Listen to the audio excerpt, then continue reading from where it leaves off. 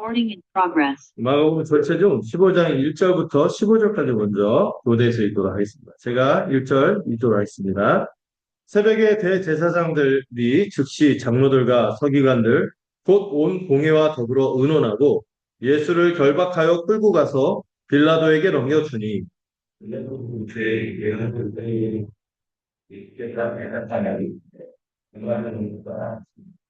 대제사장들이 여러 가지로 고발하는지라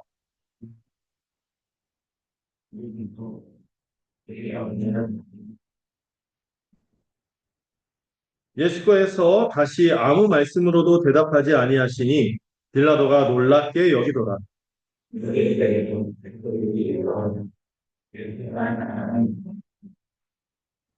밀란을 꾸미고 그 밀란 중에 살인하고 체포된 자 중에 바라바라 하는 자가 있는지라. 빌라도가 대답하여 이르되 너희는 내가 유대인의 왕을 너희에게 놓아주기를 원하느냐 하니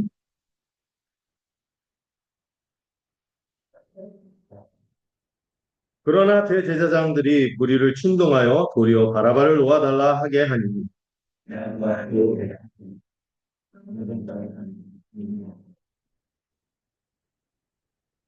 그들이 다시 소리 지르되 그를 십자가에 못 박게 하소서.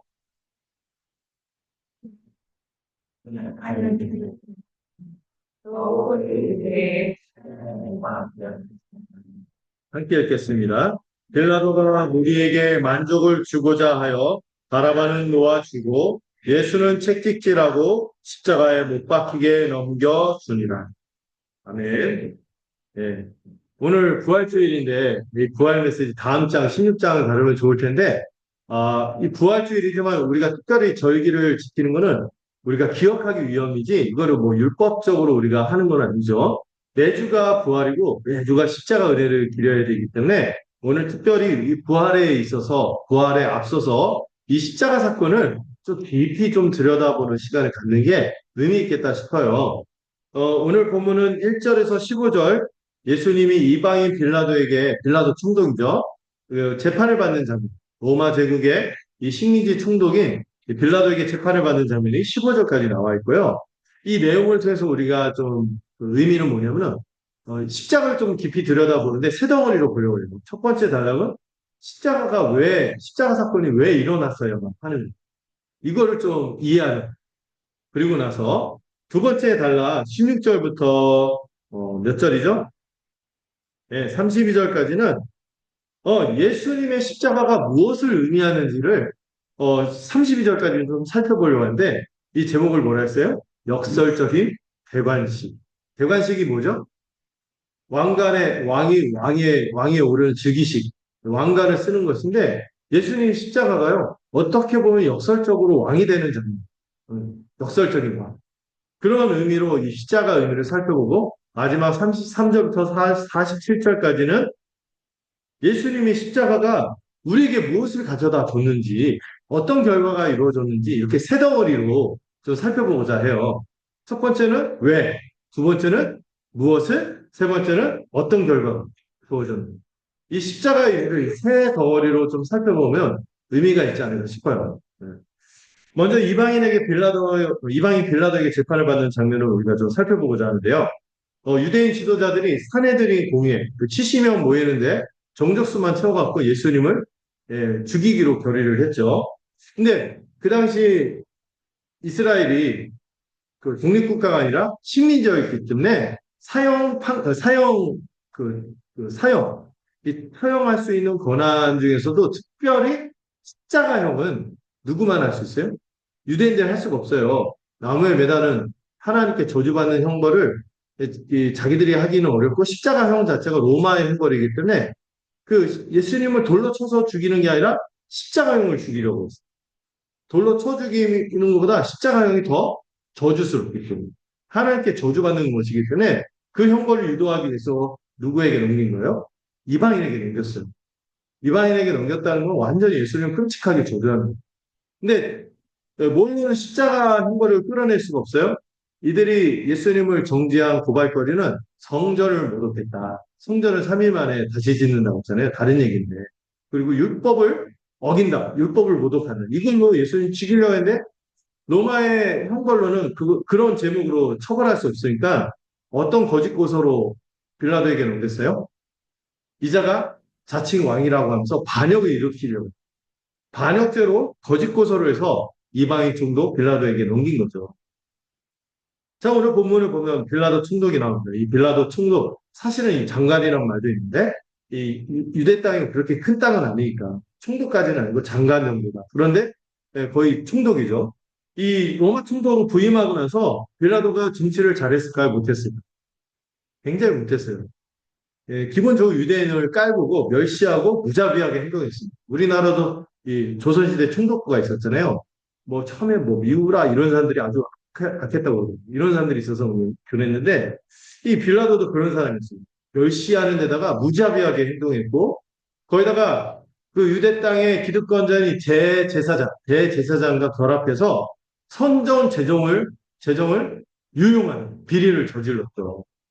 이것 때문에 민심은 확 이런 데다가 얼마 전에 예수님이 활동할 때 갈릴리 지역에서 반역자를 처벌한다는 명목으로 수많은 억울한 사람들을 십자가에 매달아서 죽인 거예요. 마치 제주 4.3 사건처럼, 제주 4.3 사태처럼 막 갈릴리에서 그런 무자비한 학살을 벌인 거죠. 그러니까 로마로부터 완전히 인심을 잃어요. 로마로부터 압박을 받았고, 너 왜 그따위로 식민지로 관리해? 그리고 민심도 잃어서 나중에 10년 뒤에 해임당하는 결과를 봤죠. 근데 지금 예수님을 재판할 때는 빌라도 재임 10년간의 초반, 중반, 후반 중에 언제일까요? 거의 후반부. 이막 분위기가 안 좋으니까 어떻게든 타협적으로 하려고 할 때 예수님 재판이 걸린 거죠. 근데 이 사람이 지금 이민심을 잃고 사람들 마음대로 행동하고 로마 상부도 분위기 안 좋고 그러니까 어떻게 하고 싶겠어요? 웬만하면 말썽을 안 일으키고 싶겠죠. 그래서 예수님을 죽이면은 어떻게 될까요? 죽이면은 예수님을 지지하는 그런 분위기가 많았기 때문에 이 말썽이 일어날까봐 이 정치적 부담을 지기 싫어서 이걸 막 피하려고 회피하는 장면이 복음서에 쭉 나와 있습니다. 그런데 이렇게 분위기 보니까 예수님을 죽여도 괜찮을 것 같아요. 정치적 계산을 하니까. 그러니까 예수님이 무고함을 알고도 서슴없이 민심을 따라서 무고한 예수님을 처형하는 그런 인물이 빌라도고. 자, 이 빌라도가 예수님을 이제 맞았습니다. 이 빌라도가 예수님을 딱 봤더니 예수님의 몰골이 어때요? 이미 사내들이 공회에서 밤새도록 린치를 당했어요. 고문과 린치를 해서 너덜너덜해져서 왔죠. 그런데 그 모습을 보면서 빈정거리면서 뭐라고 질문을 합니까? 내가 유대인의 왕이냐? 비꼬는 거죠. 몇 따위가 무슨 유대인의 왕이냐? 예수님의 지금 모습은 왕으로 보기에는 자기 백성에게도 거절당하고 지도자들에게도 거부되고 조롱과 순회를 당하는 비참한 모습이었기 때문이죠. 그리고 그거 봐도 이분은 반역자야 아니야. 반역을 할 만한 사람이 아닌 거예요. 그, 그 선비 스타일이에요. 예수님. 딱 보니까 뭐 무장혁명 이런 거 관련이 없는 분이고. 그런데도 예수님이 빌라도에게 뭐라 딱 길게 대답도 안 해요. 딱 한마디만 뭐라 하죠? 내가 말하야. 이 말은 뭡니까? 내가 말한 대로 나는 유대인의 왕이다. 이렇게 대답을 한 거죠. 어떻게 보면 지금 사형 판결을 앞두고 있는데, 반역이. 근데 그거를 인정하는 듯이 대답을 한 거죠. 근데 예수님이 말하신 내가 유대인의 왕이냐? 내가 말하였다. 이건 뭐예요? 약간 긍정과 부정이 살짝 섞여 있는 대답입니다.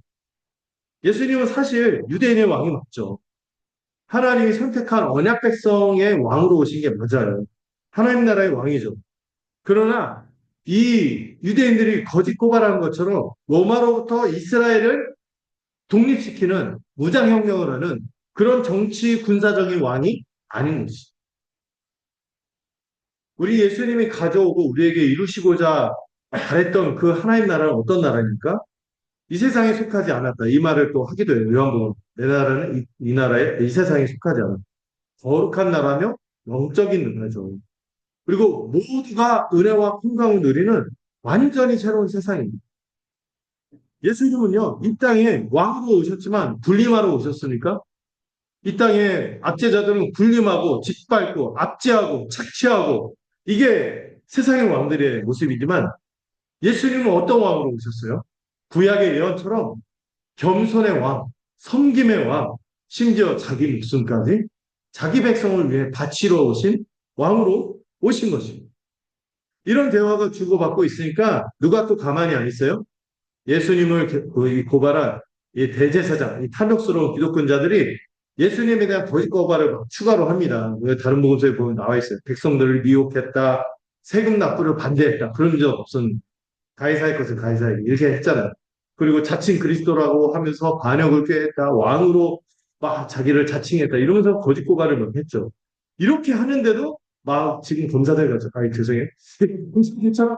막 이렇게 막 하는데 예수님이 어떻게 아무 변명 없이 침묵을 지키고 있는 거예요. 네. 이 빌라도는요, 이 예수님의 태도에 깜짝 놀랍니다. 빌라도가 보기에 예수님이 결백해요, 결백하죠. 결백한 데다가 또 빌라도에게 지금 어떤 권한이 있어요? 생사 여탈권, 살려줄 수 있는 권한이 있거든요. 그런데도 불구하고 예수님이 어떤 변명도 안 하고 가만히 계시는 거죠. 이걸 보고 깜짝 놀랐대요. 근데 여러분, 주님이 왜 가만히 계셨을까요? 너무 많이 린치를 당하고 고문을 당해서 기력이 없어서? 아니면, 상황이 끝났다. 체념하셔서? 그게 아니죠. 지금 고난을 통해서 하나님의 뜻을 이루시기 위해 자발적으로 제물이 되어서 십자가로 나아가시고 계신 것이죠. 이런 상황 가운데서 이제 빌라도가, 그 당시 원래 그런 제도가 없다가 빌라도가 임기 말년에 유대인들의 환심을 살려고 6월절이 되면 이 국경일이죠. 우리 국경일이 언제 있죠? 8.15 있죠. 옛날에 영화도 있었죠. 8.15 광복절 특사. 8.15 광복절 특사는 영화도 있었어요. 이런 것처럼 6월절 특사로 죄수 한 명을 풀어주겠다 하면서 누굴 풀어주려고 했어요? 빌라도의 의도는 예수님을 이 6월절 특사를 이용해서 예수님을 풀어주려고 했어요. 이때 마침 누가 잡혀와 있었어요? 예, 막 서부지방 법원, 막 폭도처럼 막 그냥 보통 독립한다 이런데 밀란에다 애꿎은 살인까지 저지른 흉악한 바라바가 체포되어 있었어요. 이 빌라도는 이 군중들에게 유대인의 왕을 석방할 기회를 주겠다고 말해요. 일부러 그런 워딩을 쓰면서 내심 누구를 석방해달라고 요구하게 바랬어요.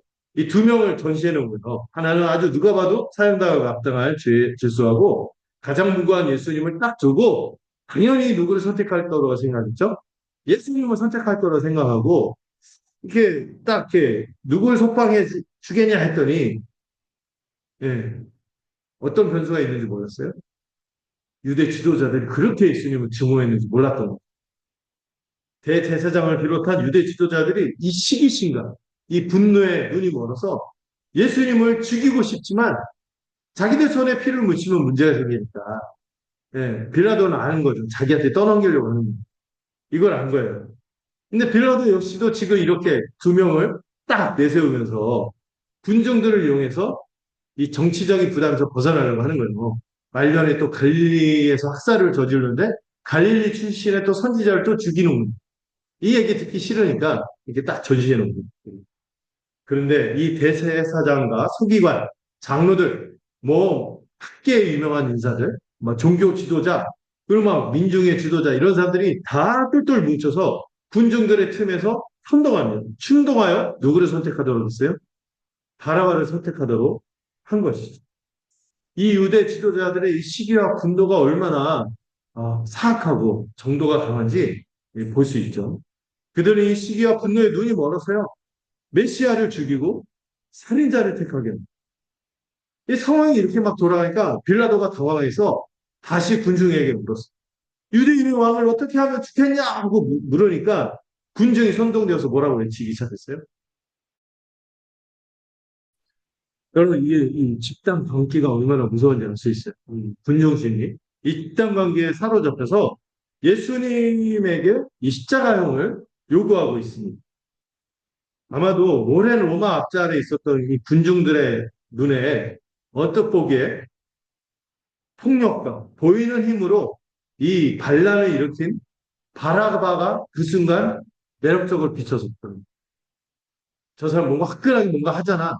이 식민지 세상을 좀 바꾸고 우리 못 살겠다, 갈아보자 하는 마음을 충족시키겠구나 하는 마음으로 바라보고 한쪽 편에서는 무자비한 폭력으로 유린당해갖고 로마에 의해서 체포당하고 이 초라하고 무기력하게 서 있는 예수님이 그 순간 어떻게 보인 거예요? 그들의 기대를 저버린 배신자처럼 보였거든요. 음. 근데 여러분 얼마 전까지만 해도 예수님에 대해서 예루살렘 이 무리들이 어떻게 했습니까? 종려나무 가지를 흔들면서 호산나 다윗의 이름으로 오시는 다윗의 후손을 이름으로 오시는 이 하면서 막 예수님 막 환영하고 메시아가 왔다 구원이 임한다 이렇게 난리를 쳤어요. 그런데 바로 얼마 전입니다. 근데 이 순간은 갑자기 실망감과 분노에 사로잡혀서 십자가형을 부르짖는 군중이 되게 많았어요. 이 빌라도가 난감해져서 도대체 예수님에게 무슨 죄가 있냐고 몇 번이나 거듭해서 되물었죠. 여러분, 우리는 그 십자가를 볼 때 그렇게 런 느낌이 싹 안 오는데 십자가 처형은요, 상상하기도 싫은 잔인하고 끔찍한 형벌이었기 때문입니다. 이 사람이 아무리 거듭해서 되묻고 되물어도 아무리 예수님 무죄함을 암시하면서 말해도 이 군중들의 이름 무시하고 이성을 잃고 예수님을 십자가에 매달라고 요구하는 장면이 나와 있죠. 결국 빌라도가 어떤 선택을 하죠? 이 군중의 비위를 맞추려고 이게 분위기가 심상치 않으니까 안 되겠다. 저들의 뜻대로 바라바를 풀어주고 예수님을 끌고 들어가서 잔인하게 칙찍질한 후에 십자가에 못 박도록 넘겨줍니다. 여러분 그 채찍질이 보통 일반적인 채찍이 아니에요. 예수님이 당하신 이 로마의 채찍질은 이 채찍형이라는 게 있는데 이 채찍은 굉장히 진짜 물에 물 먹여갖고 가죽이 이제 그 몸에 착 감길 뿐만 아니라 그 가죽으로 된 채찍에 뭐를 박아놨어요? 날카로운 뼈 조각 같은 것들을 이제 박아놨고 납 같은 거를 박아놔서 이게 딱 감기면 어떻게 돼요? 더 갖고 살점이 달라붙습니다. 이거 이게 채찍을 거두면 살점이 같이 뜯기는 그런 아주 잔인한 채찍질이었죠. 이 휘두를 때마다 살점이 떨어지고요. 근육이 손상되고 심한 경우는 뼈도 들어갑니다. 그런 채찍질이 로마의 채찍형이었어요. 그래서 많은 경우 채찍을 맞다가 그 자리에서 죽는 경우들이 많았어요. 음. 근데 제가 그 기록을 보니까 가끔 이 죄수의 가족들이 이 로마의 이 집행하는 형수들이었죠. 이 간수들한테 뒷돈을 줘갖고 아예 채찍질로 끝나게 어디까지 안 가게 십자가까지 죽지 않도록 뇌물을 줘서 채찍질하다 죽도록 이렇게 뇌물을 주기도 했다고 합니다. 근데 여러분 예수님이 채찍을 맞으신 것이 구약에 이미 예언되어 있었던 것이죠. 이 본문 한번 볼까요? 여러분 그 이사야서 53장 보면 우리 예수님의 십자가 죽음을 미리 암시하는 고난받는 중에 노래가 있습니다. 한번 읽어볼까요? 시작.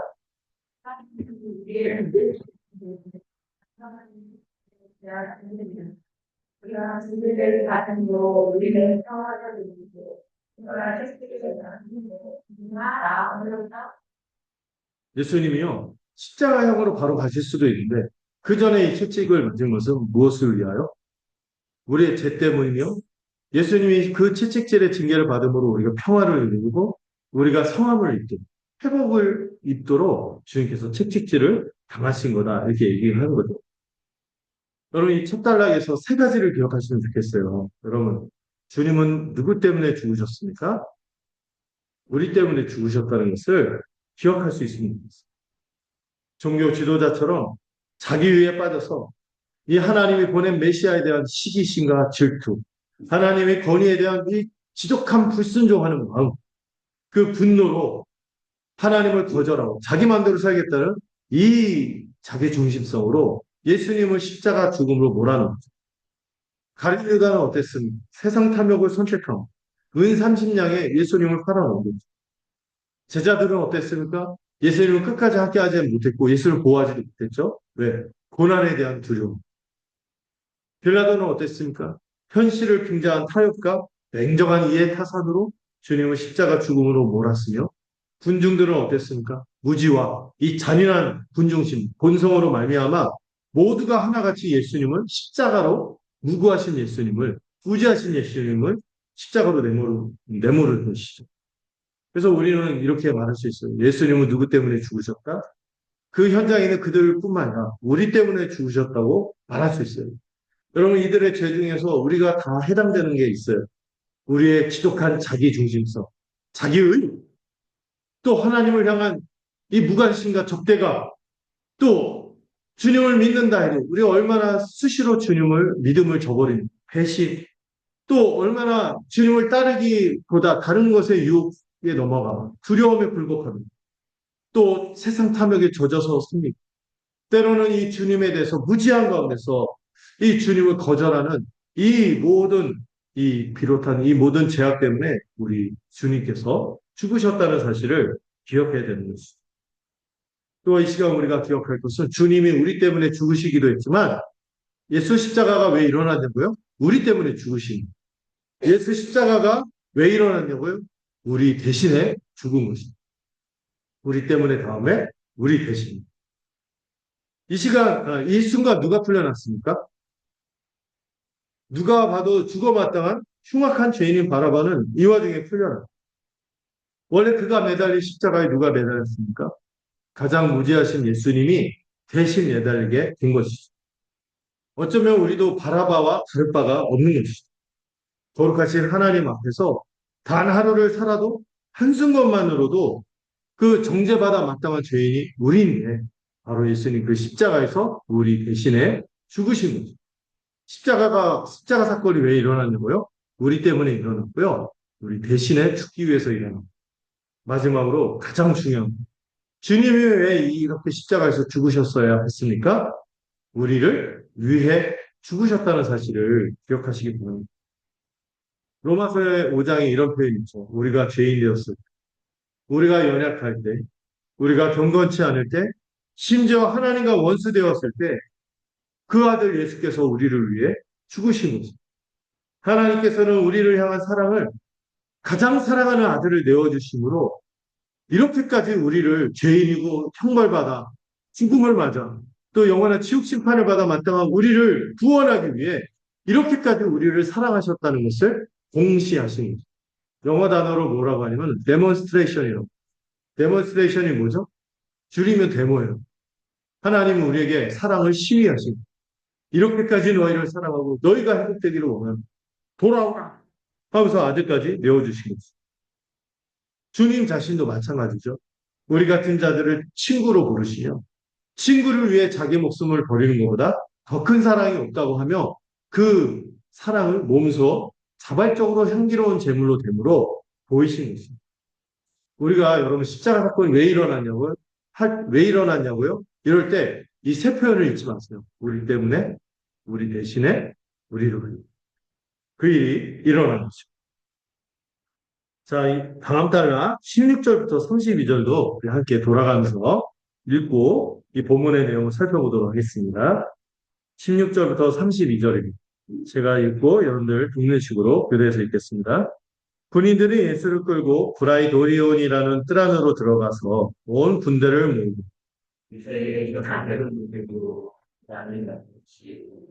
격리하여 이르되 유대인의 왕이여 평안할지어다 하고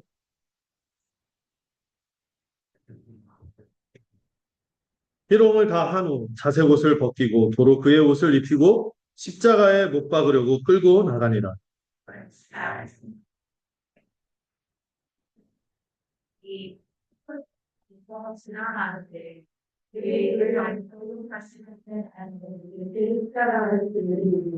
예수를 끌고 골고다라 하는 곳 번역하면 해골의 곳에 이르러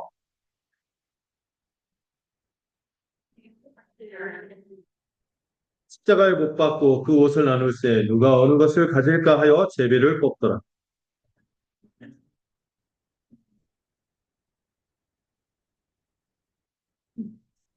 그 위에 있는 제패 유대인의 왕이라 썼고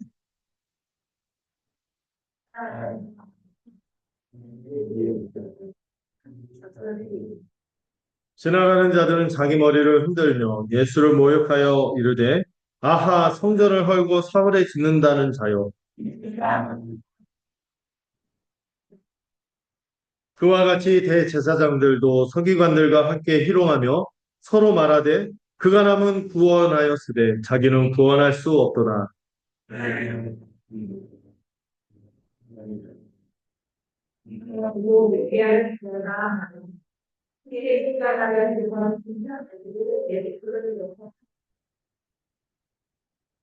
오늘 이 단락을 통해서는 예수님의 십자가가 무엇을 뜻하는지를 좀 그 의미를 좀 묵상하려고 하는데요.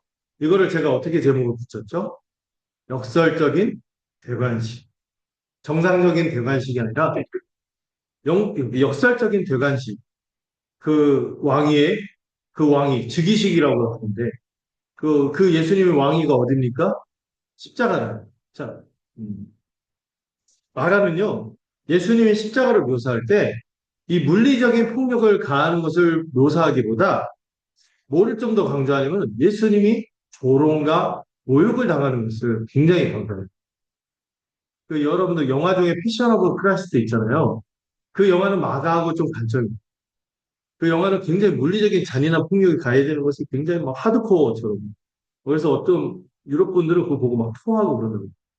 그런데 그런 것이 중요한 게 아니라 주님이 그런 물리적인 린치를 당했지만, 신체적인 린치를 당했지만 더 중요한 건 뭐예요? 가장 존귀한 왕이신 예수님께서 이런 순환과 모욕과 조롱 속에서 자기 왕인 십자가에 오르셨다는 것을 보여주고자 하는 것이죠. 이 마가의 독자가 누구냐면요. 마가복음을 처음 접한 독자가 어디 지역의 사람들이냐면 로마 사람, 로마의 독자들. 아마 베드로가 목회를 로마에 가서도 했나 봐요. 그 이어받아서 마가가 베드로가 죽고 나서 이 마가복음을 통하여 베드로가 전했던 복음을 마가가 계속 전했다는데 이걸 처음 접한 사람들이 로마의 기독교인들인데 이 예수님의 이 십자가에 오르는 장면을 보면은 정확하게 뭐하고 대조되도록 황제 즉위식하고 대조되도록 이렇게 묘사하고 있다는 것을 떠올렸다고 합니다. 존귀한 왕이신 예수님이요 영광이 아니라 조롱과 모욕 속에서 십자가에 달리시는 것을 묘사하는 것입니다. 여러분 먼저 그 16절부터 보면은 이 군인들이 이 브라이도리온이 뭐냐면은 축복의 관저예요. 관저. 그 로마 식민지 관저, 총독부죠. 그 총독부에서도 이 빌라도의 관저니까 비옥교죠. 군대 갔다 오신 분들은 알 거예요. 그 관사. 이 관사 앞에 로마 군인들이 한 600명 정도 주둔해 있었대요. 그 총독을 보호하기 위해서. 이 600명의 군인들을 총집합시켜서 지금 뭐 하고 있는 거예요? 여러분 그 대통령이나 장군이나 이렇게 딱 앞에 있으면은 군인들 뭐 합니까? 사열이라고 보여요. 사열하는 것처럼 예수님의 제목이 뭐라고 들었어요? 유대인의 왕이라는 걸 듣고 나서 야 재밌는 놀거리 생겼다.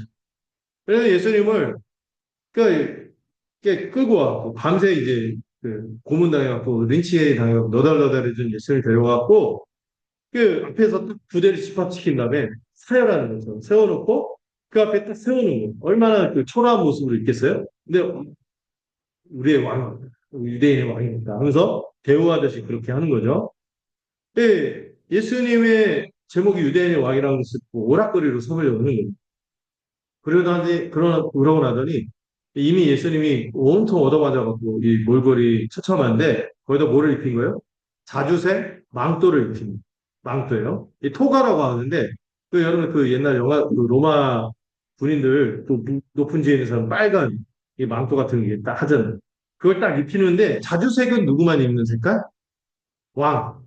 황제나 왕만 입는 그런 색깔이죠. 이걸 딱 입혔는데 예수님이 입은 망토 색깔이 원래 색깔. 이미 예수님 피떡이 됐습니다. 피투성이라서 핏빛인지 알 수가 없었죠. 그러고 하는데 야 왕이니까 왕가 씌우자 하더니 뭐를 씌운 거예요? 가시관을 씌운 거죠. 어떤 분이 이렇게 표현하고 죄와 저주로 이 땅에 가시로 가득한 세상에서 주님께서 그 모든 가시를 이 머리에 가시관을 쓰심으로 대신 쓰셨다. 이렇게 표현하기도 하는 거죠. 그리고 집합한 모든 군인들이 뭐라고 외칩니까? 유대인의 왕 만세! 하고 외치는데 이게 뭐예요? 황제 앞에서 사회라고 그래서 격려할 때 뭐랍니까? 헤일 시저! 이러거든요. 시저여 영원하라, 시저 만세 이렇게 외치듯이 유대인의 왕 평안하라 이게 뭐예요? 유대인의 왕 만세 이렇게 외친 거예요. 그러고 나더니 왕 통치권을 상징하는 왕들이 뭘 규라고 해서 홀 말고 홀은 신하들이 짓는 지팡이고 왕의 권위를 상징하는 이 지팡이를 규라고 하는데 이 규를 떠올리도록 갈대를 들고 와서 갈대가 어떻게 하늘하늘 거리겠죠? 볼품없는 거 손에다가 쥐어. 우리의 왕입니다. 하더니 그걸 또 뺏어먹고 머리를 또 때려. 그리고 나서 황제에게 경배하듯이 손에 입맞춤 하듯이 하다가 침을 탁 냈다고 뱉어버려. 이런 식으로 무릎 꿇고 절하며 희롱하는 장면이 이어지고 있습니다. 예, 그들이 좀 있어 이제 처음하게 처형할 죄를 극한으로 모욕하고 조롱하고 있는 모습을 보여주죠. 그리고 나서 조롱이 끝나니까 이 가시관을 씌운 채 옷을 벗기고 십자가에 못 박기 위해서 끌고 나가는 장면이 나와 있습니다. 당시 이 로마 군대가 세계 최강의 군대예요. 이 로마 군대는 이 세상의 권력과 힘을 상징합니다. 그래서 세상 권력이 어떤 식으로 권력을 행사하는지 여기서 보여주고 있습니다. 힘으로 남을 짓밟고 압제하고 희롱하며 자기를 과시합니다. 이 세상의 왕은 군대를 동원하여 자기에게 영광을 돌리도록 도일하고 자기에게 영광을 돌리게 하십니다. 그러나 우리의 왕은 어떤 분이십니까? 우리를 죄와 사망과 이 영원한 심판에서 구원하시기 위해 오히려 세상의 조롱과 무시와 모욕을 당하시는 장면을 보여주고 있는 거죠. 여러분들 예수님이 십자가를 앞두고 두려워하셨어요. 그 두려운 심경은 이 예루살렘으로 가는 길에서 제자들에게 자신의 운명이 어떻게 전개될지를 세 번이나 말씀을 주셨어요. 나는 십자가를 지고 갈 것이다. 침뱉음을 당하고 채찍질을 당하고 많은 고난과 모욕을 당합니다. 이 얘기를 할 때 주님이 한마디 덧붙이신 말씀이 있어요. 요한복음에 있는데요. 그리고 십자가를 향해서 가는 길을 뭐라고 표현하면 인자가 영광을 받으러 그 조롱과 고난과 수모의 십자가를 주님은 뭐라고 표현했어요? 자기가 받을 영광이라고 표현하셨습니다. 자기 백성을 위해서 모욕을 당하고 대속물로 죽는 것을 자기 영광이라고 표현하시는 거죠. 그리고 나서 이제 예수님이 이제 드디어 왕위에 오르시는 즉위식이 거행이 되는데 그게 바로 십자가로 오르시는 장면이죠. 예수님이 이 채찍질을 다 받고 너덜너덜해진 몸으로 원래는 그 가로목을 이렇게 쥐고 이 팔로 묶어서 가로목을 쥐고 걸어가세요. 자기가 죽어야 될 처형장을 향해서 이게 걸어 올라가셔야 되는데 이 가로목 무게가 한 많게는 40kg에서 적어도 20kg 정도. 이걸 이게 이미 너덜너덜해진 상태에서 피떡이 돼서 채찍질해야 되고 이런 상태에서 처형장으로 가야 되는데 예수님이 이걸 들 상태가 아니거든요. 이미 심신이 완전히 탈진해서 주저앉으신 거죠. 불가능하니까 구레네 사람 시몬이라는 사람을 불러다가 지나가는데 보통 로마 군대나 왕들이 그 징발권이 있다고 했잖아요. 막 너 이리 와. 이거 대신 매 해갖고 이 구레네 사람 이 시몬이 예수님의 십자가를 대신 지는 장면이 나옵니다. 근데 이 구레네 사람 시몬이 누구냐 하면은 자, 이 마가의 독자가 누구라고 했죠? 로마의 교인들. 이 로마의 교회 성도 중에 로마서를 보면 누가 나오면 알렉산더와 루포라는 사람이 나와요. 근데 그들의 아버지가 바로 이 구레네 사람 시몬이에요. 지금 마가가 이들의 아버지 시몬의 이야기를 들려줄 때 이 로마 성도들 중에 자기 같은 성도 중에 저 사람 아버지가 그때 예수님 십자가를 진 거야 하면서 막 들었겠죠. 마치 그 현장에 있는 느낌을 받았을 거예요. 그리고 이 시몬이 대신 예수님 대신에 이 처형장을 십자가를 대신 지고 올라가는 이야기를 들었을 때 무엇을 떠올렸을까요? 자기들도 주님처럼 자기를 부인하고 십자가의 길을 가야 하는구나. 이걸 깨닫지 않았을까 싶어요. 그리고 이제 군인들이 예수님을 이 영문 밖에 있는 골고다 처형장이죠. 이 해골의 장소라고 하는데 워낙 여러분 그 십자가에 매달은 시체는 장례를 할 수 없다고 했죠. 거기 방치해요. 들짐승의 밥이 되거나 새가 쪼개서 여기 그 뼈들이 막 부패해갖고 막 이렇게 타는 곳이죠. 여기로 이제 가는데 예수님이 완전히 부정한 자가 되어서 진영 밖으로 내쳐지고 죽게 되는 거예요. 원래 죽음의 장소는 이스라엘에게 부정할 뿐만 아니라 이스라엘이 얼마나 예수님을 저주하고 거부했는지 이방인의 손에 맡겨서 이방인들이 처형하는 장소로 옷을 내모르는 거예요. 이 처형을 집행할 때 군인들이 예수님에게 뭐를 마시게 하려고 했어요? 모략을 탄 포도주를 권하면서 마시게 하지만은 이걸 예수님 마시지 않으세요. 이 모략이 뭐냐면은 약간의 마취 성분입니다. 야, 너 너무 고통스러우니까 이거 먹고 고통을 좀 덜해. 이 마취를 좀 당하면은 이들이 고통을 하고 십자가 처형할 때 좀 고통을 덜한 가운데 죽을 수 있으니까 마지막 호의예요. 근데 예수님께서 이거를 거절하고 아시지 않습니다. 예수님이 최후의 만찬 때 뭐라고 했죠? 내가 하나님 나라에서 완전한 새 포도주를 먹기까지 내가 다시는 포도주를 마시지 않겠다. 축배의 잔을 먹지 않겠다고 했잖아요. 이 네 번째 축배의 잔을 들 때까지, 우리를 구원할 때까지 예수님 끝까지 고난의 쓴 잔을 남김없이 들이키기 위해서 이 고통을 경감하는 이 심포도주가 아니죠. 모략을 탄 포도주를 거절하고 마시지 않는 것이. 그리고 드디어 예수님이 이제 십자가에 못 박히심으로 왕위에 오르신 거죠. 근데 여러분, 이 십자가는 영광스러운 게 아니죠. 이 로마의 철학자 키케로라는 되게 유명한 철학자가 있죠. 이 철학자 키케로가 십자가를 이렇게 표현했어요. 로마인의 입술에서 언급되어서도 안 되고 머릿속에서 떠올려도 안 되는 혐오스러운 형벌. 이게 십자가였어요. 여러분 십자가 막 장식하고 예쁘게 하지만 여러분 십자가는요. 여러분 그 죄수가 매달리는 그 올감이나 전기의자 가지고 야 아름답다 이러지 않죠. 근데 그거보다 더 심각한 거죠. 그 전기의자인데 막 온갖 그 죽은 사람이 그 배설물 다 하고 막 온갖 그 끔찍한 그 오물덩어리 이런 거 있어요. 이런 걸 떠올리게 하는 거죠. 이 십자가 형벌은 어디서 시작했냐면 페르시아에서 먼저 시작이 됐대요. 그리고 나중에 세계를 정복한 알렉산더가 야 이거 효율적이다 해서 받아들였고 로마 제국이 주된 형벌로 이 십자가 형벌을 사용했습니다. 누구에게 이거 썼을까요? 십자가는요 오래도록 죄수들을 고통을 주고 수모를 남기고 수치를 남기면서 고통을 가하는 그런 전시 목적의 형벌이에요. 특히 어떤 자들에게 이 형벌을 가했냐면 로마의 체제에 반역합니다. 본보기를 해요. 다시는 까불지 이렇게 되니까 몸서리 치게 만드는 형벌이 이 십자가였죠. 그리고 가장 흉악한 범죄자들을 처형할 때 썼던 형벌이 십자가였어요.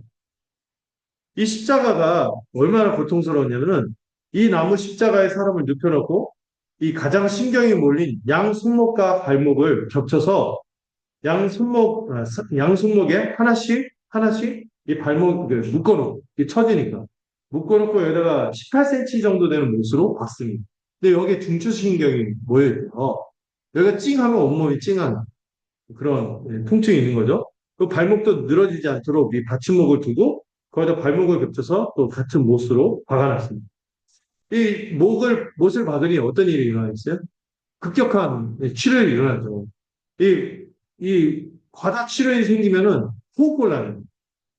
폐가 이제 쪼그라들더니 이제 막 하면서 숨을 쉬기 어려워서 이 숨을 쉬기 위해서 몸을 막 가누잖아요. 비틀비틀하고 그 몸을 꿈틀꿈틀거리면은 뭐가 고통을 줘요? 이 못을 박은 이 중추신경에 못 박힌 것들이 고통을 주는 거예요. 숨 쉬려고 막 꿈틀거리면 피 흘려갖고 숨이 벅차갖고 막 그러는데 그때 고통이 오고 그래서 이 기력에 빠져서 늘어지면은 또 고통이 오고 이런 식으로 반복해서 죽을 때까지 질식과 더불어 통증을 가하는 형벌이 십자가였어요. 그러다가 온전한 모습으로 매달아놓는 게 아니라 빨가벗겨 갖고 매달아놓는 여러분 십자가 그림 보면 다 주요 부위를 가리는데 그런 거 없어요. 완전히 나체로 만들어서 이렇게 매달아 놓는 거죠. 이 매달아 놓으니까 그 이스라엘은 일교차가 심하고 밤에는 추위로 오도오도 떨게 만들고 낮에는 더위로 완전 숨 막히는 더위로 못 참도록 만드는 거죠. 그리고 여러분들 여기 매달려 있는데 뭐 화장실 다녀올게요 이런 게 되겠어요? 거기서 이제 대소변 가리니 그거 보면서 사람들이 막 조롱을 했대요. 하면서 막 이 혀를 차면서 손가락 찌르는 그런 형벌이었습니다. 거기다가 십자가에 매달아 놓은 죄수는 이 유대인의 법에서는 이제 저주받은 자입니다. 건드리면 안 되고 또 로마인들한테도 이 반역자이기 때문에 장례를 치르면 안 됩니다. 그래서 오래도록 나무에 매달아 놓고 새에게 쪼이도록 눈부터 쪼죠. 근데 떨어져 나간 신체가 있으면은 그 근처 들짐승이 들개들이 막 물고 가고 뜯어먹고 그런 장소가 이 골고다예요. 그래서 예수님이 십자가에서 죽으신다는 얘기를 마리아가 미리 들었기 때문에 마리아 그 이름 모를 여인으로 있죠. 향유를 냈다 보고 미리 장례를 치르십니다. 이 십자가형을 떠올릴 때 이방인도 야 십자가에 매달은 반역자 흉악범 따위가 어떻게 세상의 구원자야 이렇게 말할 수밖에 없는 거예요. 유대인들은 더 그랬죠. 나무 아래 갈린 자마다 하나님의 저주 아래 있다는 분명히 율법의 규정이 있기 때문에 예수님은 누가 봐도 저주받은 거예요. 율법을 떠올 때 생각하기도 꺼려지는 예수님이 우리를 위한 메시아다 이렇게 말하는 순간 아니 하나님께 저주받은 자가 메시아라고 하면서 신성 모독이야 이런 반응이 나오는 것이 십자가였거든요. 그럼에도 불구하고 예수님은 그럼에도 불구하고 바울을 비롯한 모든 신자는 십자가를 어떻게 여깁니까? 자랑스럽게 십자가만을 자랑합니다. 십자가를 아는 것이 가장 고상한 것이며 그것을 알기를 원한다고 고백합니다. 왜 그렇습니까? 아까 우리가 십자가가 왜 일어났다고 했죠? 우리 때문에, 우리 대신에, 우리를 위해 하나님이 정하신 구원의 방법이 있고 자기 아들이신 그리스도 안에서 행하신 위대한 하나님의 구원 경륜과 지혜가 이 십자가에 담겨 있기 때문입니다. 곧이어서 이 처형을 집행하는 군인들이 예수님의 겉옷을 나누죠. 그리고 제비를 뽑아서 속옷을 누가 가져갈지를 정해요. 겉옷은 이 벌거벗 껴놨으니까. 이 겉옷은 그 당시 천이 크니까 이불 대용이죠. 나눠갖고 다른 데 쓸 수 있어요. 그래서 겉옷을 막 쪼개는 거죠. 속옷은 통으로 되어 있으니까 이건 한 명만 입을 수 있으니까 빨아서 입는 옛날에 옷감 자체가 그게 있거든요. 이거를 누가 가져갈지 제비를 뽑습니다. 근데 여러분 이것도요 성경에 예언된 거예요. 아까 봤던 말씀하고 또 예수님의 십자가 죽음에서 떠올리게 하는 말씀이 또 있는데요. 같이 읽어볼까요? 시편 21편 18절 시작.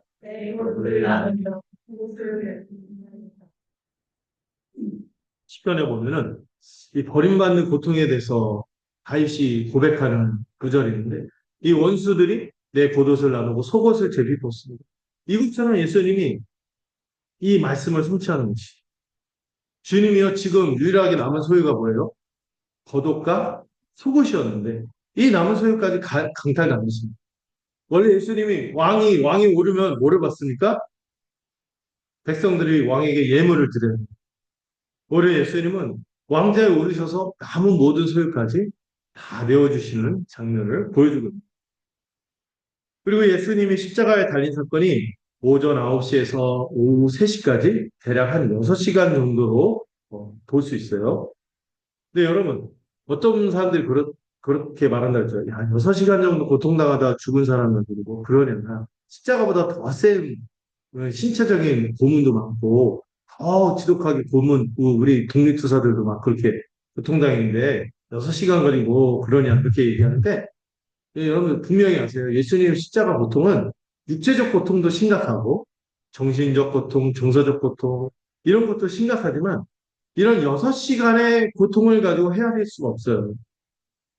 지금 예수님이 원래 어떤 분이시죠?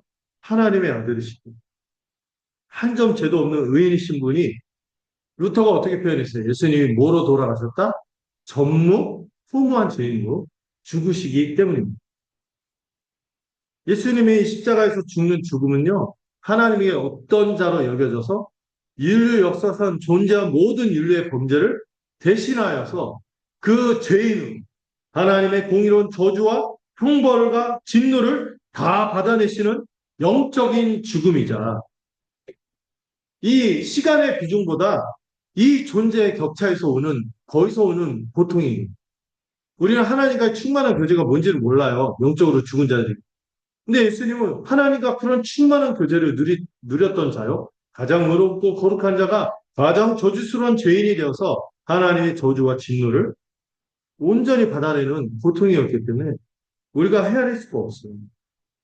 그리고 고통 가운데 몸부리치는 그 주님 위에 죄패가 달려있는데 뭐라고 적혀 있었죠? 유대인의 왕이라는 글씨가 써있게 됩니다. 이거 보고 유대인들이 난리치죠. 자칭이라고 또 써라 했는데 아니다. 이대로 쓰겠다. 빌라도가 고집해서 유대인의 왕이란 이 죄패가 글씨가 쓰여지게 되는데 세 개의 언어로 썼대요. 하나는 로마 제국의 라틴어, 하나는 그 당시 많은 사람들이 공용어로 썼던 헬라어, 그리스어, 그리고 아람, 유대인들이 썼던 아람어로 세 가지로 동시에 기록됐습니다. 이렇게 세 가지 언어를 썼으니 마치 어떤 느낌이 있어요? 온 세상의 왕으로 선포되는 하나님 나라 백성의, 하나님의 백성의 왕이라는 것을 선언하는 그런 모습이 연출되죠. 그리고 여러분, 황제가 혼자 다니는 왕이 항상 좌우편에 보좌하는 자가 있잖아요. 마치 황제 좌우편에 보좌하는 사람이 있듯이 주님의 좌우편에 누가 달려 있습니까? 강도들이 달려있는 모습이 연출됩니다. 옛날에 야고보와 요한이 누가 크냐 이러고 엄마한테 부탁해서 인사청탁하잖아요. 나중에 예수님이 영광이 오르시면은 오른쪽과 왼쪽을 우리에게 주십시오. 그 자리인지 모르고. 그런데 이 황제 좌우편에 있듯이 이 강도들이 양옆에 달리게 됩니다. 예수님은 이 겸손과 섬김의 사랑을 베풀어 오신 왕으로서 모든 사람의 끝에서 섬기기 위해 십자가를 영광의 보좌에 앉으신 것입니다.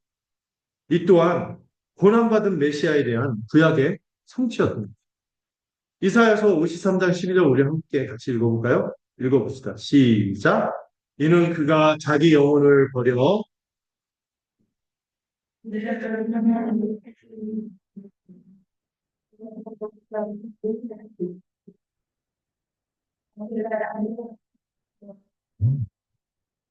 사백 년 전 선지자가 이 예수님 십자가에서 일어난 일을 이사야서 53장을 통해서 이 고난받는 메시아가 바로 이렇게 죽게 될 것을 예언했죠. 그 일들이 계속 이루어집니다. 자, 여러분 황제를 앞에 두고 군대가 사열하는 모습이 연출이 됐고 이제 즉위식이 연출이 됐죠. 이제 여러분 황제가 즉위하게 되면 어떻게 됩니까? 백성들이 만세 하면서 뭐 환호를 저지른 환호를 하는 장면이었는데 백성들이 환호하듯이 역설적으로 이 환호가 벌어지는데요. 어떤 모습이 벌어집니까?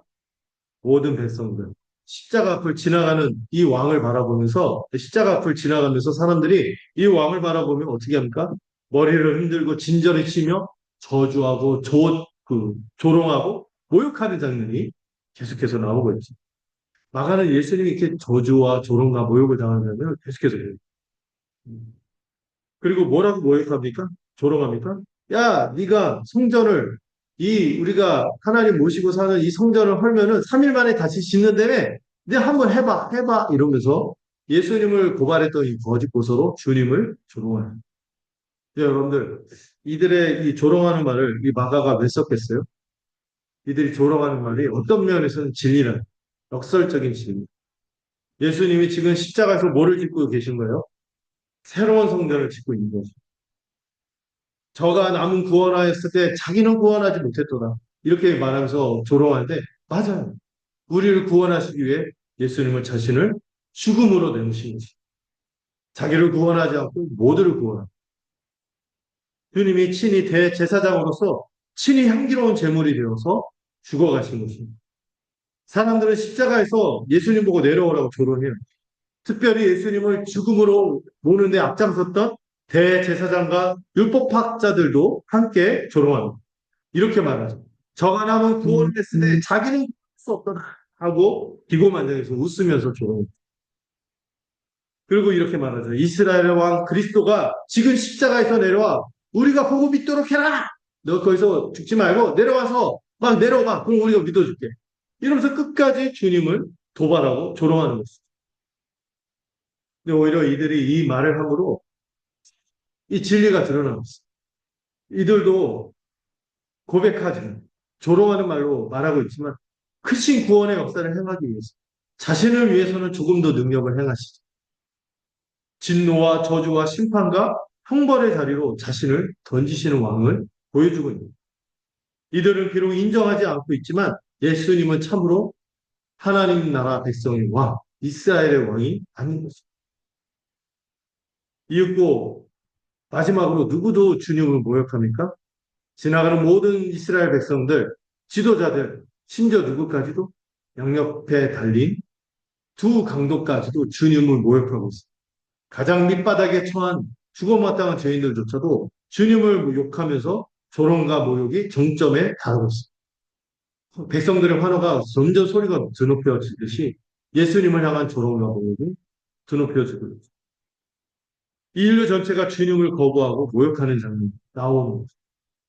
강도 중 한 명은 비록 이 강도 중 한 명은 야, 이 사람 진짜 막차 탄 거지. 최후에 어느덧 깨닫고 예수님을 믿고 회심하여 구원을 받습니다.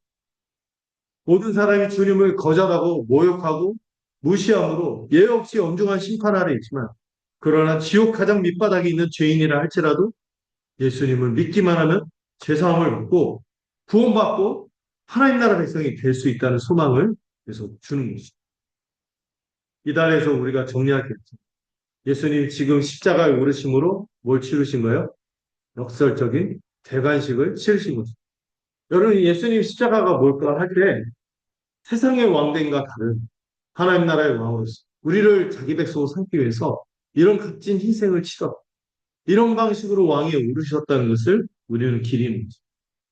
그래서 여러분 신자들의 삶은 어떻게 해야 됩니까? 예수님처럼 자기 십자가를 지고 자기를 부인하고 십자가의 길을 가는 것이죠. 헛된 영광을 추구하는 것이 신자의 삶이 아니에요. 우리 주님처럼 십자가의 삶을 추구하는 것이. 그것이 영광임을 주님 십자가를 영광이라고 했잖아요. 우리도 십자가를 영광으로 여기는 거예요. 그리고 여러분들 이 십자가가 우리도 같이 자기를 고문하고 린치하고 막 학대하라 이런 내용이 아닌 거 아시죠? 주님이 그 제자도 본문에서 뭐라고 하셨습니까? 자기를 부인하고 십자가를 지는 사람이 뭐라고 했습니까? 자기를 부인하고 지체들을 위해 살아가는 사람. 그들을 위해서 섬기는 교회로 한몸되어서 화목하여 살아가는 삶이 십자가의 삶인 것을 말씀하셨죠. 서로 크겠다고, 서로 높은 자가 되겠다고 와우 성치는 제자들 속에서 주님 뭐라고 하셨습니까? 친구를 위하여 자기 목숨을 버리는 것보다 더 큰 사랑입니다. 너희도 나와 같이 이렇게 살라. 하면서 왕이 오르신 거고, 우리는 그런 왕을 모시고 사는 그분의 백성인 것입니다. 어떻게 살아야 하는지 이 십자가를 묵상할 때 알 수 있는 것입니다. 자, 마지막 단락 33절부터 47절을 살펴보도록 하겠습니다. 제가 먼저 읽겠습니다. 제6시가 되매 온 땅의 어둠이 임하여 제9시까지 계속하더니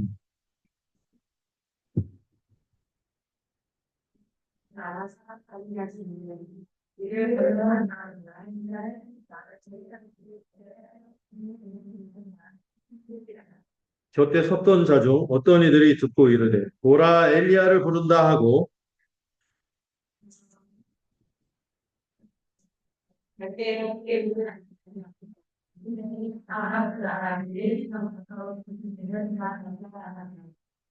예수께서 큰 소리를 지르시고 숨지시니라.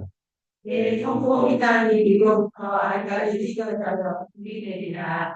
예수를 향하여 섰던 백부장이 그렇게 숨지심을 보고 이르되 이 사람은 진실로 하나님의 아들이었도다 하더라. 그래서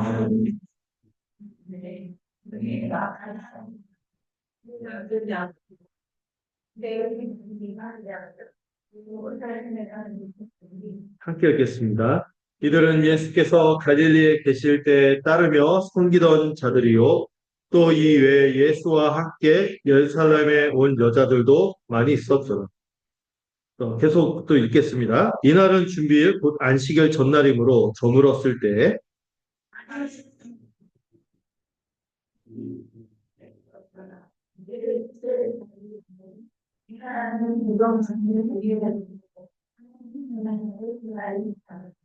빌라도는 예수께서 벌써 죽었을까 하고 이상히 여겨 백부장을 불러 죽은 지가 오래냐 묻고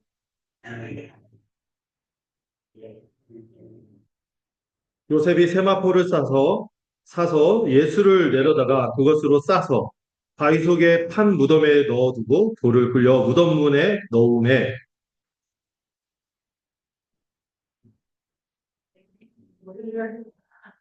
네. 그럼 우리 첫 단락에서는 십자가 사건이 왜 일어나? 이걸 살펴봤죠. 두 번째 단락에서는 십자가 사건이 무엇을 의미하는 걸 살펴봤다면 마지막 단락은 십자가 사건이 우리에게 어떤 결과로 주어졌는지 이거를 말하는 것이 마지막 단락. 예수님은 십자가에서 놀라운 성취를 이루는데요. 정오에서 여기 보면은 33절 앞에 전반부를 보면 오후 3시까지 3시간 동안 온 땅에 뭐가 임합니까? 온 땅에 어둠이 뒤덮이는 장면이 나오고 있어요. 여러분 왜 어둠이 임했을까요? 하나님 아버지께서 원래 가장 기뻐하시고 사랑하는 독생자에게 지금 뭐가 퍼부어지고 있습니다. 모든 죄인에게 부어질 저주와 진노를 퍼붓는 것을 참아보지 못하고 얼굴을 돌리십니다. 어떤 신앙인이 시를 줬는데 이렇게 썼어요. 하나님의 아들이 탄생하실 때는 한밤의 밝음이 있었으나 그 아들이 죽으실 때는 한낮의 어둠이 임하여. 여러분 예수님 태어났을 때 별이 있었죠. 근데 예수님 돌아가실 때는 어둠이 임하고 있어요. 그리고요, 이 어둠은요, 또 어떤 어둠을 연상하냐면, 여러분, 하나님의 백성을 탄생한 사건, 어떤 사건이 있죠? 출애굽 사건. 출애굽 사건이 있을 때, 이 열 재앙 중 마지막 재앙이 어땠습니까? 온 세상에 어둠이 있습니다. 그 중에서 장자들이 떼죽음을 하나님이 죽음의 사자들 이 어둠 가운데 보내셨을 때 믿음으로 어린 양의 피를 어디에 바른 자들? 가로기둥과 세로기둥에 바른 자들은 구원을 받았어요. 그처럼 예수님의 이 십자가에서 죽는 그 죽음, 우리를 대신하여서 형벌 대속의 죽었음을 믿고 의지하는 자는 그날의 어둠에서 벗어나 구원을 받는 것입니다. 십자가는 삶과 죽음의 경계요, 구원과 심판의 경계입니다. 이를 믿느냐 안 믿느냐에 따라서 구원과 심판이 결정되는 것입니다. 드디어 오후 3시에 예수님이 크게 부르짖습니다. 너무나 절박함과 두려움과 슬픔 속에서 다 들을 수 있을 정도로 원래 숨이 벅차서 이렇게 소리를 낼 수가 없는데 너무 고통스러워서 단말마에 소리를 치신 것인데 그게 여러분 잘 알고 있는 엘리 엘리 라마 사박다니 나의 하나님 어찌하여 나를 버리셨나이까 하고 크게 외친 것이 이게 시편 22편 1절을 인용한 건데요. 이 시편이 버림받은 느낌을 고통스럽게 토로하는 건데 제가 이거 주중에 한번 말씀을 드렸어요. 불경한 사람들은요. 예수님의 이 외침을 십자가를 통해서 하는 날을 땡기려고 했는데 그냥 죽고 끝나는 것 같아서 좌절해서 이렇게, 이렇게 좌절하고 원통해하면서 이렇게 비명을 저지르는 거예요. 이렇게 이상하게 풀어갑니다. 감상적인 사람들은 예수님이 외로워서 실제로 버림받는 게 아닌데 버림받은 느낌 같은 것을 표현하고 이렇게 말하는데 아니죠.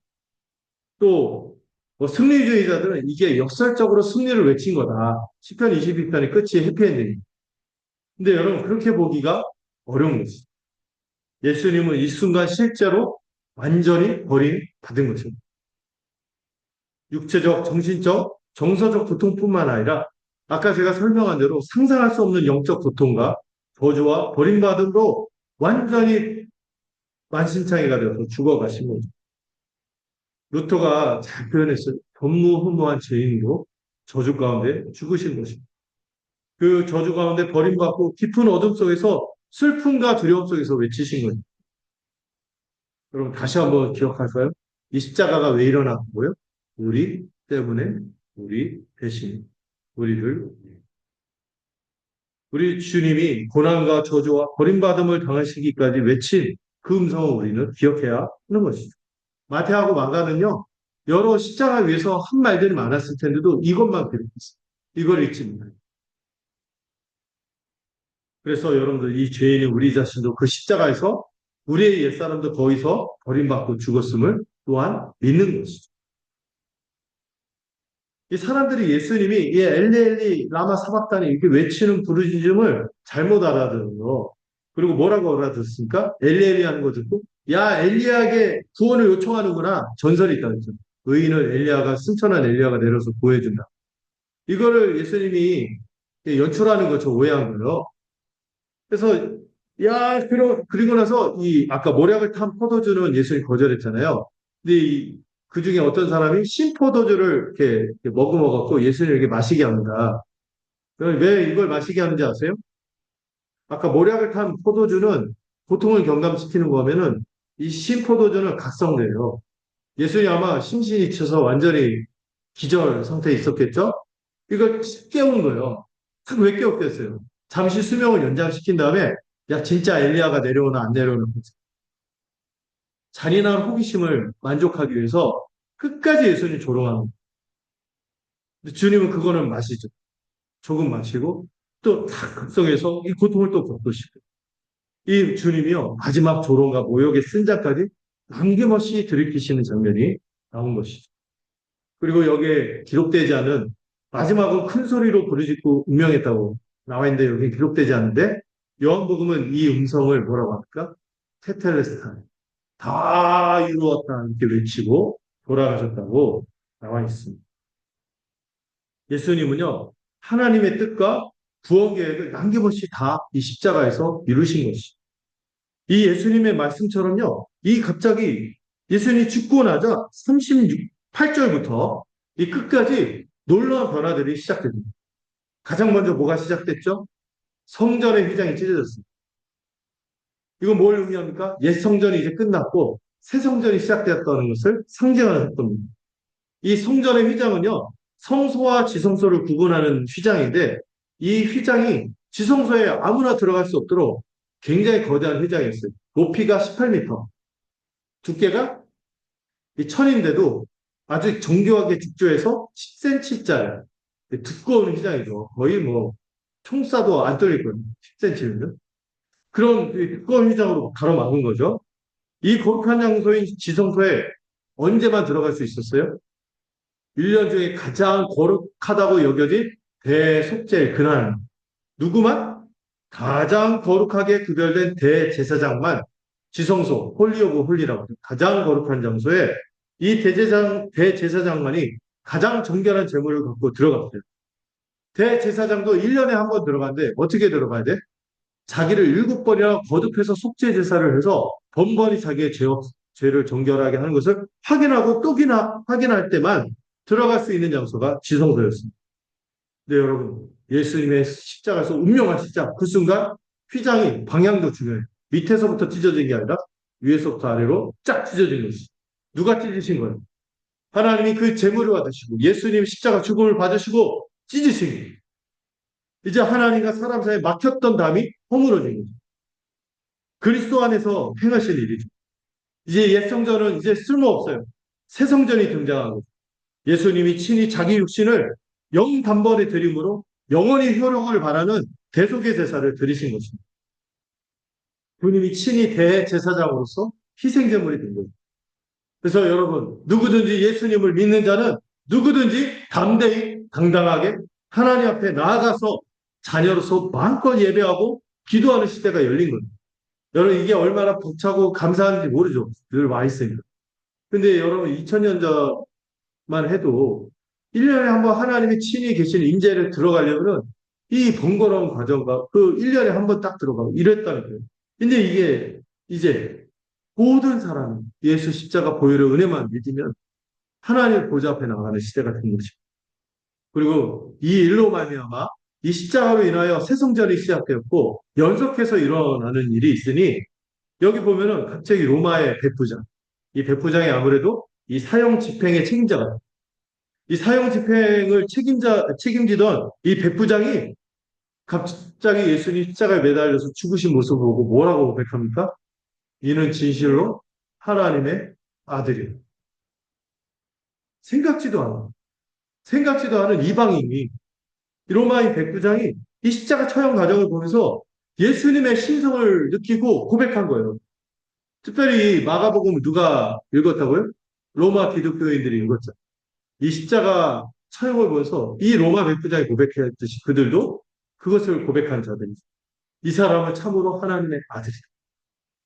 온 이스라엘이 십자가에 달린 메시아를 꺼리고 제자들도 도망간 상황에서 사형을 집행하는 이 집행관 로마인의 입술에서 예상치 못한 고백이 흘러나온 것입니다. 여러분 마가복음의 중요한 주제 중에 하나가 예수님의 하나님의 아들이라 1장 1절 자체가 하나님의 아들 예수 그리스도 복음의 시작입니다. 예수님은 하나님의 아들이다. 이렇게 시작하고 십자가에서도 백부장의 입술에서 하나님의 아들이다. 중간에도 중요한 시점마다 하나님의 아들이라는 고백이에요. 예수님이 세례를 받은 하늘에서 이는 내 사랑하는 아들이요 기뻐하는 자. 예수님이 온 구약을 성취하는 메시아임을 제자들 앞에서 드러낸 변화산에서도 이는 내 사랑하는 아들이 너희는 그의 말을 들은. 그리고 십자가에서 죽는 이 현장에서 생각지도 않은 로마인 백부장의 입술에서 예수님이 하나님의 아들이다라는 고백이 선포되는 것이죠. 여러분 이게 뭐 때문에 벌어진 거예요?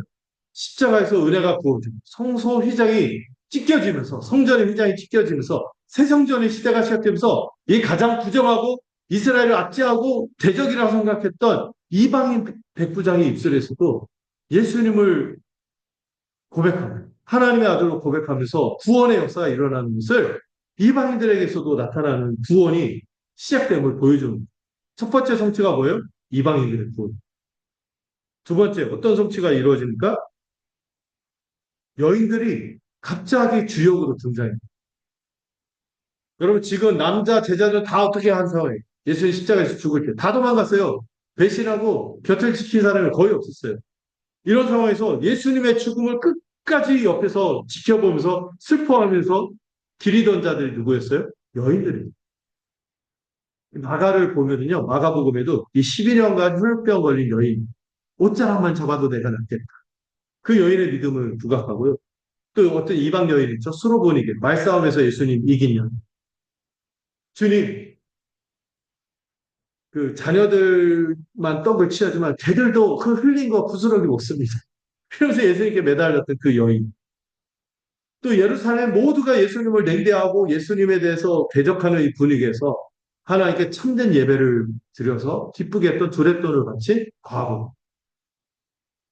또 예수님의 장례를 모두가 생각하지 않을 때 이를 기억하고 한 번에 올인의 헌신을 한 향유를 부은 여인. 그리고 이 본문 십자가 죽음의 곁에 선 여인들까지 이 여성 제자들이 더 신실한 모습을 보여주고 있습니다.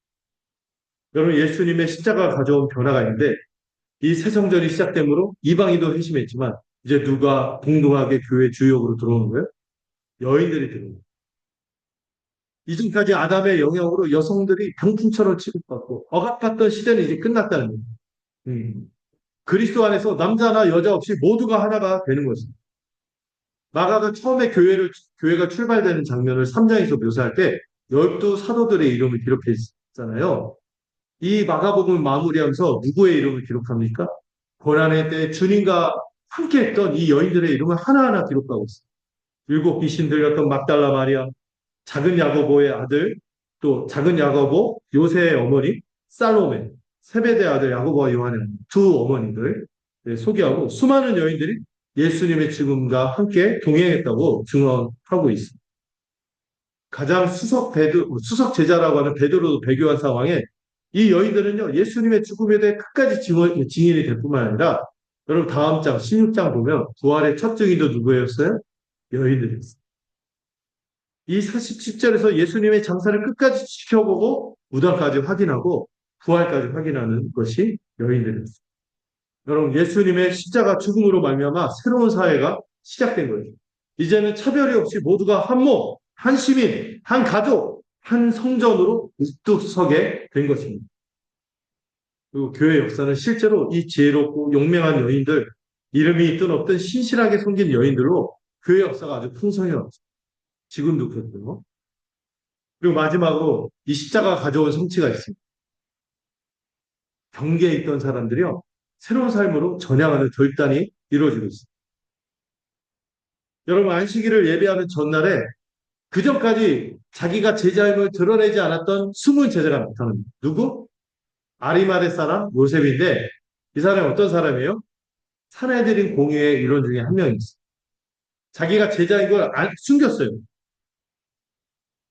왜 그러냐면은 온 유대교가 예수님을 출교하기로 결정하고 죽이기로 결의한 상황이니까 대놓고 자기가 예수님의 제자다 이렇게 말할 수가 없는 거예요.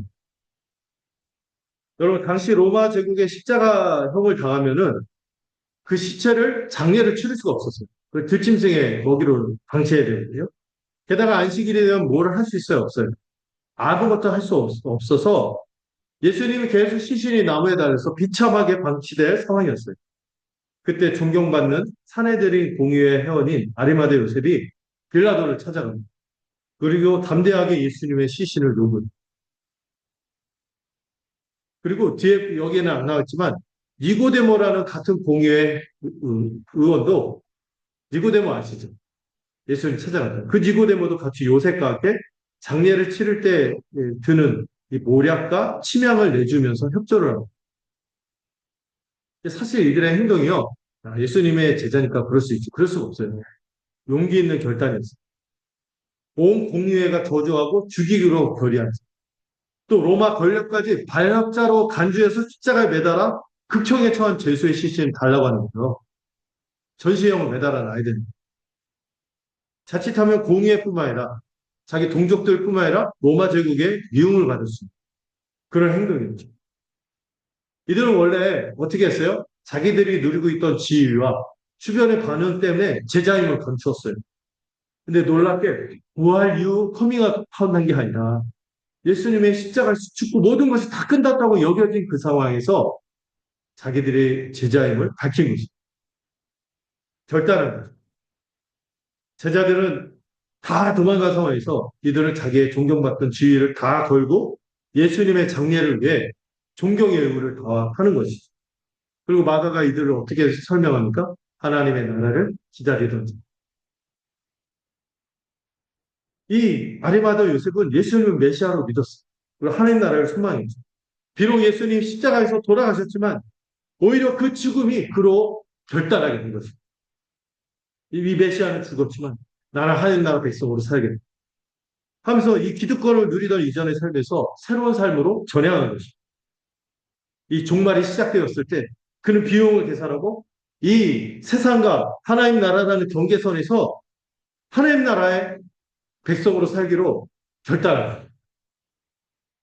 세상의 혜택에 머무는 것이 아니라 주님 편에서 고난이 있다 할지라도 어려움이 있다 할지라도 새로운 삶을 살기로 결단하는 것입니다. 여러분 그래서 이 십자가가 이방인의 회심도 가져 교회도 우뚝 서게 만들었지만 여러분 모두 요청하는지 아세요? 삶과 죽음의 경계, 세상과 하나님 나라의 경계에서 어디에 설 것인지 결단을 요청하는 것이 십자가인 것입니다. 십자가를 수치스럽게 여기고 세상을 택할지 아니면 그 죽음의 가치를 믿고 세상에서 돌이켜 하나님 나라를 택할지 결단을 요청하는 것입니다. 이 빌라도는 예수님이 빨리 돌아가신 것을 듣고 깜짝 놀랍니다. 그리고 사형 집행과 책임자죠. 백부장을 통해서 그가 진짜 죽었는지 공식적으로 확인합니다. 그래서 여러분 우리가 사도신경에서 빌라도가 예수님 죽음에 내몰았다 이거 얘기하는 게 빌라도가 나쁜 놈이라는 게 아니라 나쁜 놈이기도 하죠. 근데 공적으로 죽음 당했다는 것을 이 빌라도를 통해서 얘기합니다. 빌라도가 십자가에 청한 죄수를 이례적으로 장례하도록 내준 것을 통해서 우리는 또 뭘 알 수 있냐면 예수님 정말로 무죄했구나. 무죄했기 때문에 이 빌라도조차도 이를 인정하고 시체를 내준 거예요. 그리고 아리마대 요셉이 자신의 가죽 무덤을 써서 장례를 고급지게 치릅니다. 근데 여러분들 이것도요 성경에 기록된 내용입니다. 같이 한번 이 본문을 읽어보도록 하겠습니다. 같이 읽어볼게요. 시작. 그는 강포를 행하지 아니하였고 그의 입에 거짓이 없었으나 그의 무덤이 악인들과 함께 있었으며 그가 죽은 후에 부자와 함께 있었거든. 여러분 그의 무덤이 있다 여기서 십자가는 악인들과 함께 십자가에 매달렸을 뿐만 아니라 그가 죽은 후에 부자와 함께 있었다고 했는데 아리마대 요셉이 굉장한 부자였거든요. 그 부자들의 묘시를 쓰게 됨으로써 이 언약을 이 예언을 성실하게 성취하는 모습을 보여주고 있습니다. 여러분 정리해보세요. 십자가는 놀라운 성취를 우리에게 가져다 줬습니다. 옛 언약의 산물이 성전의 휘장이 찢어짐으로 새 언약 시대를 열었습니다. 이제 신약 시대가 된 것입니다. 유대 경계선 안에 머물던 복음이 이제 온 천하 만민에게 선포되었습니다. 이방인들이 회심하기 시작하는 것이. 그리고 항상 하나님의 백성에서 변두리를 차지했던 여성들이 주역이 되었습니다. 변방이 중심으로 들어오고 큰 자가 어린 자를 섬기는 공동체로서 교회가 세워집니다. 이런 일들이 나타나자 어떤 사람들은 종말이 시작되었구나. 이걸 직감하고 이 경계선을 넘어서 결단하는 일들이 생깁니다. 이게 십자가가 우리에게 가져다준 놀라운 결과입니다. 첫째로 오늘 이 말씀을 들어서 주님이 왜 이렇게 십자가를 지셨는지 깊이 묵상하시기 세 가지를 기억하라고 했죠. 우리 때문에, 우리 대신, 우리를 위해서 죽으신 것입니다. 우리의 자기의 적대감, 배신, 두려움, 탐욕과 무지를 비롯한 죄악 때문에 죽으셨음을 기억하고 우리 대신에 죽으셨음을 기억하고 우리를 위해 그렇게까지 사랑을 보이셨음을 기억하는 우리가 되었습니다. 두 번째로 예수님이 십자가를 영광으로 여기시며 역설적인 대관식을 치르신 것처럼 우리도 우리의 삶이 어떠해야 하는 것인지 십자가를 믿는 것이 무엇인지 기억하셨으면 좋겠어요. 영광의 자리를 향해서 나가는 것이 아니라 십자가의 길을 향해 가는 것이죠. 그것이 어떤 삶입니까? 지체를 한 몸으로 여기고 섬김의 삶으로 나가는 것이며 복음을 위해 살아가고 교회를 위해 살아가는 것임을 잊지 마십시오. 그리고 마지막으로 이 십자가 대속의 죽음을 믿는 자에게 주어지는 이 놀라운 복지를 기억하시기 바랍니다. 이제 우리는 새 시대의 사람입니다. 새 언약 백성인 것입니다. 그리고 우리는 새로운 존재로서 이제 더 이상 차별 없는 은혜를 누리며 모두가 주님 안에서 평등하고 혜택을 누리는 그리고 새 시대로의 결단이 요청됨을 기억하면서 비용 계산을 결단하고 십자가의 길로 모두 걸어가는 우리 모두가 되기를 간절히 소망합니다. 기도하겠습니다. 하나님 아버지, 오늘 십자가의 성취를 부활의 아침에 깊이 살펴보게 됩니다. 주님이 왜 우리 대신에 죽으셨는지, 우리 때문에, 우리 대신에 우리를 위해 죽으신 그 죽음의 의미를 깊이 묵상하기를 원합니다. 세상은 왕의 자리를 추구하고, 자기가 높아짐을 추구하고, 영광을 추구하는 건데, 주님은 역설적인 들관식을 치르시며, 우리를 위해 겸손하게 낮아지고, 섬김의 삶을 살기 위해, 또 그 끝에 기다리는 이 지옥 고통과 같은 십자가의 길로 걸어가셨음을 우리가 기억하기를 원합니다. 우리의 삶이 어떠해야 될지 이 십자가를 묵상하는 삶이 되기를 원합니다. 또한 이 십자가 대속의 죽음을 믿을 때 놀라운 성취들이 주어짐을 믿고 우리가 새 시대의 새로운 공동체를 살아가는 하나님 나라 백성임을 믿고 어느 누구도 차별 없이 은혜를 누리며 이 새 시대를 향한 하나님 나라 백성으로서 결단하며 살아가는 우리 모든 이들이 되도록 축복하여 주시옵소서. 예수님의 이름으로 기도드렸습니다. 네. 우리 찬송가 171장 함께 찬양하도록 하겠습니다.